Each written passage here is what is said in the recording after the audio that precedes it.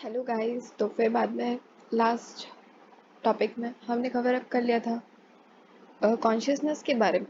तो कॉन्शियसनेस के बारे में सारी चीज़ें कवर अप हो गई थी। अब थोड़ा सा रिवाइज कर लेते हैं, फिर आगे के जो टॉपिक्स है, जैसे कि यहाँ पे diversity in the living world का टॉपिक और यहाँ पे कुछ कुछ ऐसे टॉपिक्स हैं, उन सबको पढ़ लेते हैं। तो सबसे पहले revision. As revision is the most important thing. Revision से क्या होगा ना कि हम पास पास की चीज़ों को थोड़ा दिमाग में रखेंगे, and then we if we move forward then it is very better. We will retain that information for longer time. अगर हम रिवाइज नहीं करेंगे तो पढ़ने का कोई मतलब नहीं है। ओके, सो लेट अस गो। तो यहाँ पे पहले हम लोग ने सेलुलर ऑर्गेनाइजेशन, मेटाबॉलिज्म, सारी चीज फीचर्स देख लिए थे। हमने कॉन्शियसनेस भी कल देख लिया। अब उसका रिविजन ही करना है बस, ठीक है। तो हमने कहा था कि जो कॉन्शियसनेस है, कॉन्शियसनेस का हमने कहा था कि it is a defining feature. It is a defining feature of living organism, ठीक है। It is a defining feature. लेकिन जब हमने सेल्फ कॉन्शियसनेस की बात की थी, when we talked about self consciousness, तो हमने कहा था ये एक यूनिक फीचर है। तो हम कह सकते हैं कि it is a characteristic feature but not a defining feature. It is a characteristic feature. Why is it a characteristic feature? क्योंकि ये सिर्फ ह्यूमन बींग्स में ही दिखता है, ठीक है। सेल्फ कॉन्शियसनेस की प्रॉपर्टी यहाँ पे लिखा भी हुआ है, ह्यूमन बींग्स, ठीक है। और कॉन्शियसनेस की property is a defining feature of living organism, ठीक। फिर हमने कहा था कि जो स्टिमुलाई होता है जो कि एनवायरनमेंट से आता है, वो या तो फिजिकल हो सकता है, केमिकल हो सकता है, बायोलॉजिकल हो सकता है, कैसा भी स्टिमुलाई हो सकता है। 3 टाइप्स ऑफ स्टिमुलाई। स्टिमुलाई कैसा भी हो सकता है। और सबसे ज़्यादा इंपॉर्टेंट लाइन जो हमने पढ़ी थी ये वो थी कि फोटो पीरियड जो है वो अफेक्ट करता है रिप्रोडक्शन को सीजनल पीरियड्स में, चाहे वो प्लांट्स की बात करें चाहे वो एनिमल्स की बारे में बात करें। So this was all about metabolism वाला पूरा पार्ट। ओके, अब आगे का पढ़ना है, आगे का ये पूरा टॉपिक पढ़ना है। तो यहाँ पे ऐसा लिखा हुआ है कि when it comes to human being it is more difficult. तो हमने कहा है कि कॉन्शियसनेस जैसा एक टॉपिक जो है थोड़ा सा कॉम्प्लेक्स है। It is most complicated and most obvious feature as well. So when we talk about human beings, तो ह्यूमन बीइंग्स के केस में जब हम लिविंग स्टेट डिफाइन करते हैं ना, व्हाट इज लिविंग स्टेट, मतलब कि हम कैसे बताते हैं कि वो लिविंग स्टेट में है, वो थोड़ा सा डिफिकल्ट हो जाता है। क्योंकि हमने कोमा में पेशेंट्स देखे हैं जो कि हॉस्पिटल्स में प्रेजेंट होता है, और उनके हार्ट्स और लंग्स का काम जो करती है वो मशीन करती है। Not entirely but it is supported by machine, ठीक है। लेकिन अगर मशीन नहीं होती then the patient would have been considered brain dead. लेकिन मशीन के प्रेजेंस में it is able to survive, और मशीन काम कर रहा है हार्ट और लंग्स का, then it becomes very difficult कि हम कैसे बताएं कि a patient is a living thing और is a non living thing now. क्योंकि मशीन पे डिपेंडेंट है। अगर मशीन नहीं होती then it would have been considered brain dead, जैसे यहाँ पे लिखा हुआ है। तो इस केस में हम ये कह सकते हैं बस उस पेशेंट में सिर्फ सेल्फ कॉन्शियसनेस नहीं है, it doesn't have self consciousness, लेकिन कॉन्शियस है वो, ठीक है। क्योंकि जो भी दवाइयाँ वगैरह जाती है उस कोमा वाले पेशेंट पे, उसकी बॉडी उस चीज़ पर तो रिएक्ट करती है, लेकिन पेशेंट के पास सिर्फ सेल्फ कॉन्शियसनेस नहीं है। The body is aware, the body is entirely aware of the surroundings and everything, ठीक है। But the patient is not having self consciousness. तो उस केस में हम कहेंगे कि भाई वो लिविंग ही है, ठीक है, वो लिविंग ही है। और हम ये भी कह सकते हैं कि उसकी बॉडी में मेटाबॉलिज्म हो रहा है, उसकी बॉडी में सेलुलर ऑर्गेनाइजेशन है। तो ये दो डिफाइनिंग फीचर्स हैं ही, तो वी कैन कंसिडर कि जो पेशेंट है वो वैसे लिविंग तो है, कि बस उसमें सेल्फ कॉन्शियसनेस की प्रॉपर्टी नहीं है, ठीक है। और फिर हायर क्लासेस के बारे में ऐसे लिखा हुआ है, ठीक है, ये सारी चीज़ें लिखी हुई है। अब यहाँ पे काफ़ी इंपॉर्टेंट लाइन लिखी हुई है कि जैसे कि हमारे पास एक होता है सेल, ठीक है, वी हैव सेल, ठीक है। और सेल का जब ऑर्गेनाइज सेल्स, बहुत सारे सेल्स मिल जाते हैं, देन वी से कि वो टिश्यू का फॉर्मेशन करते हैं। They form what they form is tissue. और टिश्यू को फॉर्म करते हैं, तो टिश्यू के बाद जो है बहुत सारे टिश्यूज जब मिल जाते हैं तो वो फॉर्म करते हैं ऑर्गन। और बहुत सारे ऑर्गन्स जब मिल जाते हैं और साथ में काम करते हैं, then we call it as organ system. एक सिस्टम फॉर्म हो जाता है ऑर्गन सिस्टम। और बहुत सारे ऑर्गन सिस्टम जब इंटायरली काम करते हैं तो वो एक फॉर्म करता है इंडिविजुअल, जो कि है हम, ठीक है। इंडिविजुअल फॉर्म करते हैं। तो कैसे ये ऑर्गेनाइजेशन होता है, इसी चीज़ को कहा गया था सेलुलर ऑर्गेनाइजेशन। तो ये सेलुलर ऑर्गेनाइजेशन का ट्रेंड देखो, ठीक है। जब एक सेल होता है, ठीक है, बहुत सारे सेल्स मिलकर टिश्यूज फॉर्म करते हैं, बहुत सारे टिश्यूज फॉर्म करके ऑर्गन फॉर्म करते हैं, ऑर्गन फॉर्म करते हैं तो ऑर्गन सिस्टम फॉर्म करते हैं, फिर एक इंडिविजुअल फॉर्म करते हैं। अब ये कैसे कैसे आता है? That is due to emergent properties.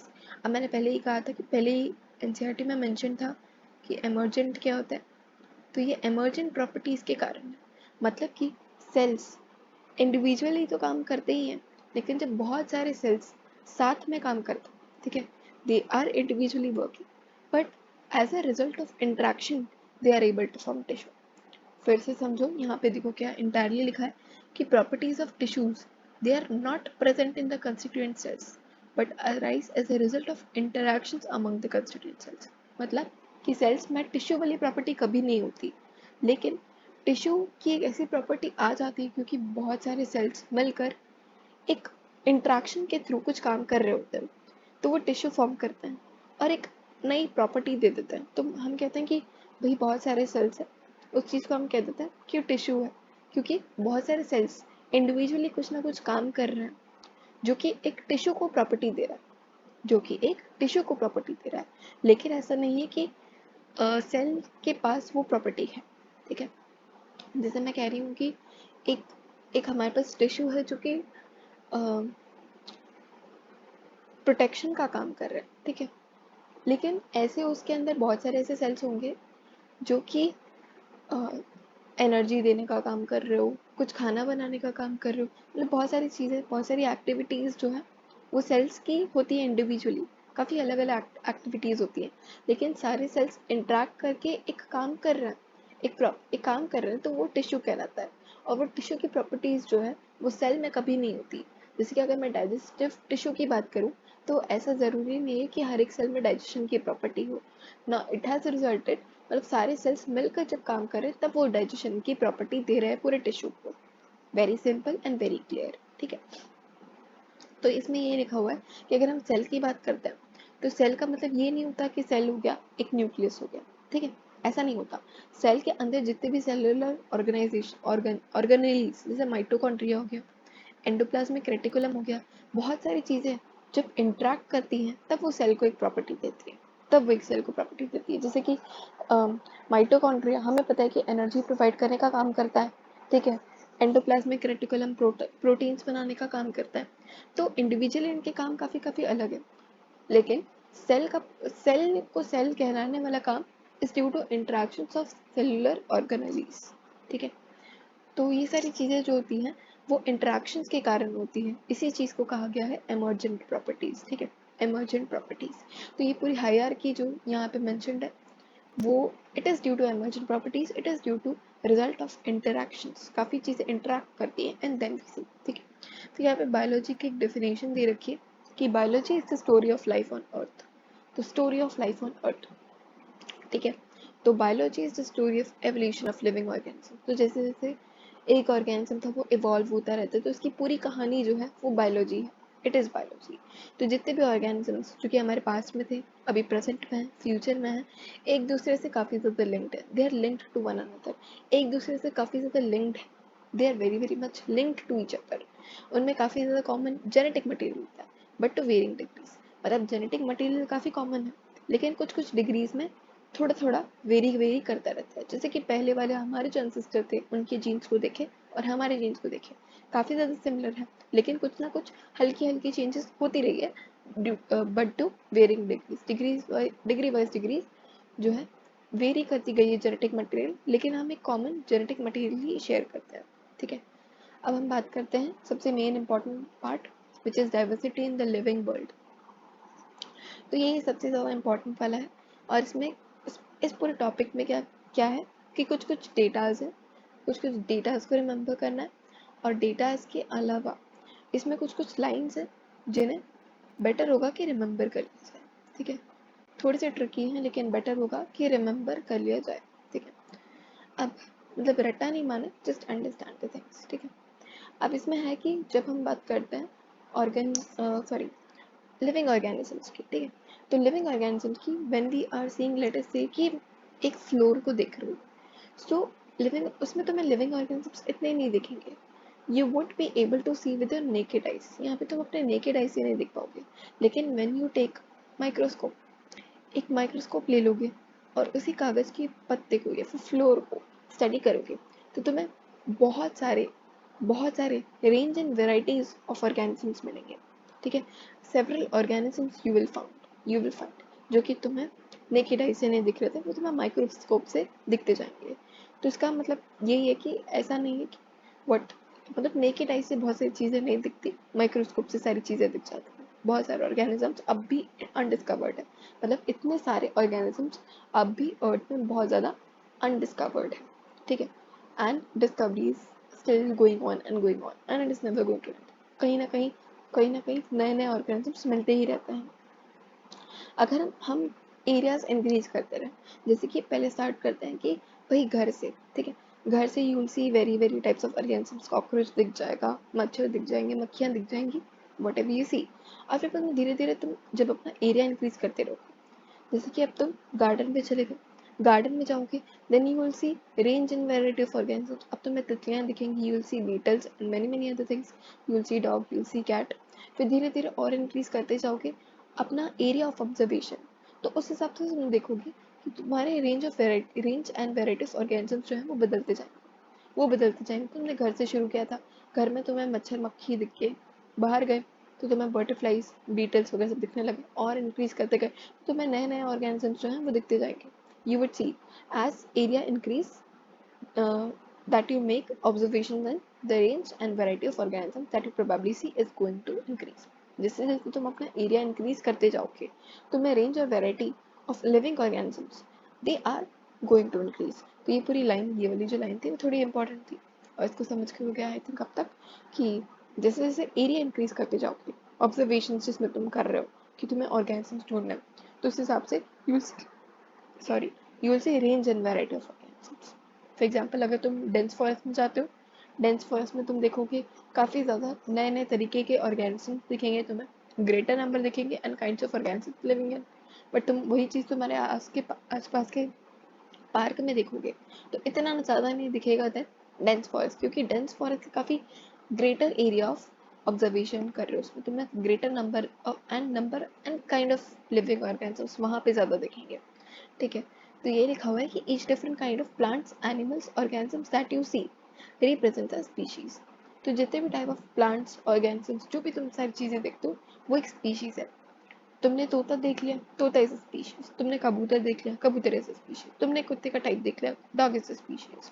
तो जो भी चीज़ तुम देखते हो, ठीक है, तुम्हें एक प्लांट कुछ ऐसा दिखा, एक प्लांट तुम्हें कुछ ऐसा दिखा, तो ये दो डिफरेंट स्पीशीज हो गए, ठीक है।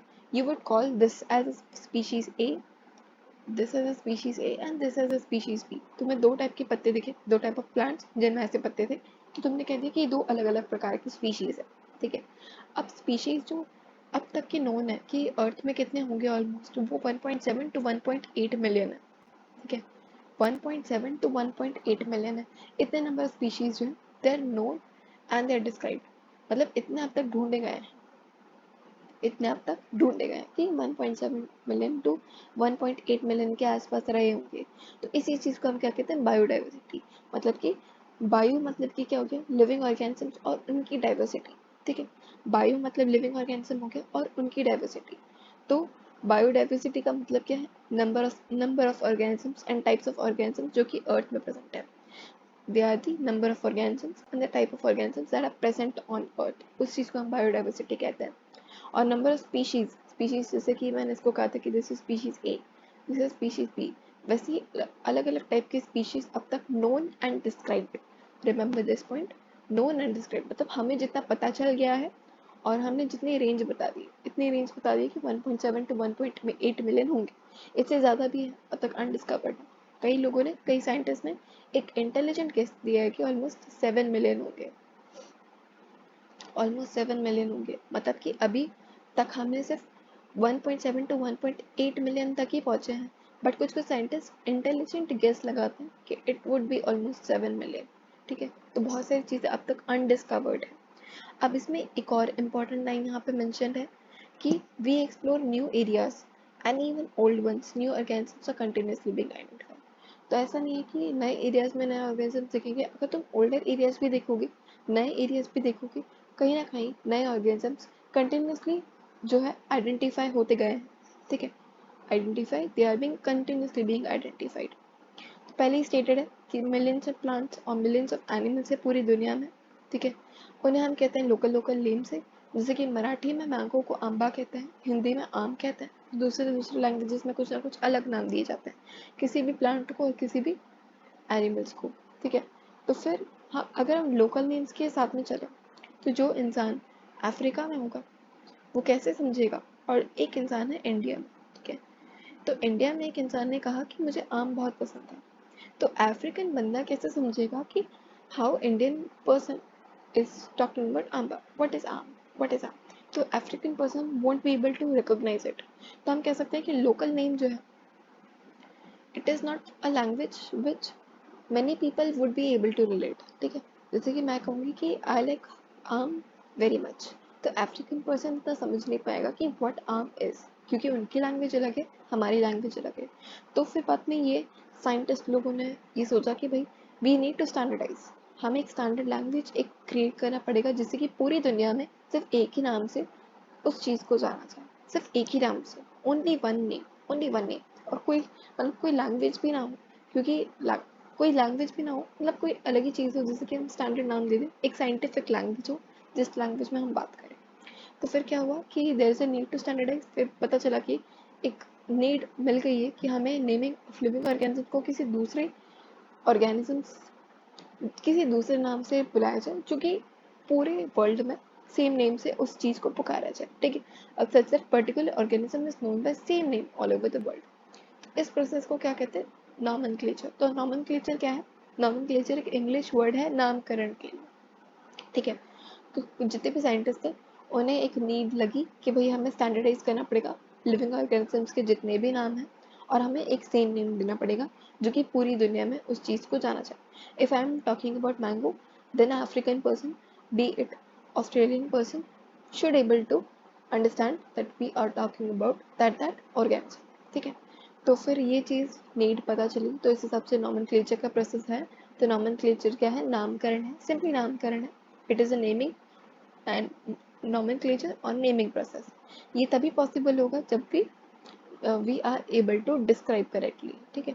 तो यहाँ पर डिस्क्रिप्शन की नीड काफ़ी ज़्यादा है कि हमें जब हम चीज़ों को डिस्क्राइब अच्छे से करेंगे then we would be able to name it properly, या फिर उसका हम नामकरण काफ़ी अच्छे से कर पाएंगे जब हम उस चीज़ का पहले डिस्क्रिप्शन अच्छे से कर लें। तो इसी चीज़ को क्या कहते हैं, आइडेंटिफिकेशन। तो पहले चीज़ें आइडेंटिफाई की जाती है, ठीक है। पहले क्या की जाती है, आइडेंटिफाई की जाती है कि उस चीज़ को आइडेंटिफाई करो, डिस्क्राइब करो, ठीक है। Why and what the name is attach to, फिर उस चीज़ का नॉमेनक्लेचर करो, ठीक है। तो पहले क्या करना है, आइडेंटिफाई करना है, उस चीज़ को अच्छे से डिस्क्राइब करना है, फिर बाद में उसका नामकरण करना है, विच इज नॉमेनक्लेचर प्रोसेस, ठीक है। In order to facilitate the study, number of living scientists have established procedures। तो वही था कि साइंटिस्ट ने क्या किया, बहुत सारे साइंटिस्ट ने क्या किया कि इस्टेब्लिश किया प्रोसीजर को, जैसे कि हर एक ऑर्गेनिज्म को एक साइंटिफिक नेम मिल जाए, ठीक है। साइंटिफिक नेम मिल जाए और सारे बायोलॉजिस्ट को एक्सेप्टेबल भी लगे, एंड सारे बायोलॉजिस्ट उन्होंने एक्सेप्ट भी किया कि बात तो सही है, we can't use multiple language to refer to the same thing, we have to give a living organism a single name, ठीक है। एक सिंगल नेम से पूरी दुनिया में जाना जाए, this was the motive behind it. तो प्लांट्स के लिए जो था, एक एग्रीड प्रिंसिपल्स और एग्रीड क्राइटेरिया के बेसिस पे जो था कौन प्रोवाइड करता था, वो था international code for botanical nomenclature. तो international code for botanical nomenclature को कोई काम दे दिया कि भाई उनके पास कुछ कुछ प्रिंसिपल्स है, उनके पास कुछ कुछ क्राइटेरिया है। तो international code for botanical nomenclature ने का काम किया था कि वो प्लांट्स को नाम बताएंगे, प्लांट्स का नाम एक प्लांट्स को नाम देंगे, ठीक है, जितने भी प्लांट्स हैं। और एनिमल टैक्सोनॉमिस्ट जितने भी थे उन्होंने क्या किया, उन्होंने international code for zoological nomenclature खोल दिया, जिससे कि वो सिर्फ एनिमल्स को नाम देंगे। सो अगर हम और एक साइंटिफिक नाम देंगे, ठीक है, ऐसा नहीं है कि हम हिंदी में नाम दे देंगे कि इंडियंस ने ढूंढा है मैंगो को तो हम आम दे देंगे, ऐसा कुछ नहीं। एक साइंटिफिक नेम होगा जो कि जिसका सिर्फ एक सिंगल एक नेम होगा, ओनली वन नेम, ठीक है। We can't refer mango as mango, aam and amba, they are three different languages, ठीक है। तो एक साइंटिफिक नेम चाहिए जिसमें हम एक ही नाम दें उस चीज़ को। तो डिस्क्रिप्शन की बात हुई थी कि description in any part of the world वो to arrive with the same name. अगर हम डिस्क्रिप्शन दे रहे हैं कि it is yellow, it is pulpy, it is fleshy, it is pulpy, and then everyone should be able to come up to the same name, ठीक है। कि दूसरा पर्सन उसे पता चल जाना चाहिए कि we are talking about this and this organism, ठीक है। तो उस हिसाब से नाम भी डिस्क्रिप्शन के बेसिस पे दिया जाना चाहिए। So they also ensure that such name has not been used by any other known organism. तो ऐसा भी नहीं चाहिए कि भाई सबको अलग अलग नाम देना है। ऐसा नहीं कि दो चीज़ों को हमने सेम ही नेम दे दिया। So it would be very difficult to recognise हम किस चीज़ की बात कर रहे हैं। तो नाम देना है तो एक ही देना है और वो दूसरे ऑर्गेनिज्म से डिफरेंट होना चाहिए, ठीक है। तो दो ऑर्गेनाइजेशंस की बात की है, एक है आईसीबीएन की बात कर ली जो कि प्लांट्स को नाम देते हैं, एक है आईसीजेडएन को का काम है। तो इन दोनों ऑर्गेनाइजेशंस का काम है कि वो एग्रीड प्रिंसिपल्स और क्राइटेरिया के बेसिस पे एनिमल्स और प्लांट्स को नाम देंगे। इनका काम था कि वो प्लांट्स को नाम देंगे, इनका काम था कि वो एनिमल्स को नाम देंगे। So this was what was decided. दो क्राइटेरिया लिए थे कि ओनली वन नेम, एक ही नाम होना चाहिए किसी भी ऑर्गेनिज्म को, चाहे वो प्लांट का हो चाहे वो एनिमल का हो। और दूसरा प्रिंसिपल ये था कि नो सेम नेम, ठीक है, नो सेम नेम। मतलब कि मैंगो को तुम मैंगनीफेरा इंडिका कह रहे हो और कॉकरोच को भी मैंगनीफेरा इंडिका कह रहे हो, तो तुम रेफर नहीं कर पाओगे ना कि किस लिविंग ऑर्गेनिज्म की बात कर रहे हो। सो यही था। फिर बाद में एक साइंटिस्ट थे लिनिस, तो लिनिस ने एक बाइनोमियल नोमेनक्लेचर का सिस्टम दिया। इन्होंने कहा कि भाई किसी भी ऑर्गेनिज्म को नाम देना है तो हम दो कंपोनेंट ले लेते हैं और दो कंपोनेंट के बेसिस पे हम किसी भी ऑर्गेनिज्म को नाम देंगे। तो जो दो कंपोनेंट लिए गए थे वो थे जेनेरिक नेम और वो था स्पेसिफिक एपिथेट। तो जैसे मैंने कहा था कि तुम जो भी नई चीज़ देखते हो वो तुम्हारी स्पीशीज़ है, ठीक है। जो भी तुम नई चीज़ देखते हो, ठीक है, तुम्हें एक प्लांट दिखा जिसके पत्ते कुछ ऐसे थे, ठीक है, कुछ ऐसे पत्ते थे। देन तुमने कहा कि ये एक स्पीशीज ए है, ठीक है, ये एक स्पीशीज ए है। और तुम्हें दूसरा पत्ता वाला दिखा, then you refer to as ये स्पीशीज बी है, ठीक है, ए स्पीशीज बी है। तो ये दोनों स्पीशीज अलग अलग है। तो ये स्पीशीज और स्पेसिफिक एपिथेट सेम ही है, कोई कंफ्यूजन होने वाली बात नहीं है। और अगर इन दोनों में थोड़ी थोड़ी सिमिलरिटी, इन दोनों के पास सिमिलर काइंड ऑफ लीफ है, तो ऐसा हो सकता है कि they could be in same genus. तो जीनस और स्पीशीज के बेसिस में जो है नाम दिया जाता था। Each name has two components, हर एक नाम में दो कंपोनेंट कंसिडर किए जाते थे, एक था जेनेरिक नेम, एक था स्पेसिफिक एपिथेट। आगे समझेंगे क्लियरली। तो ये किस साइंटिस्ट ने दिया था?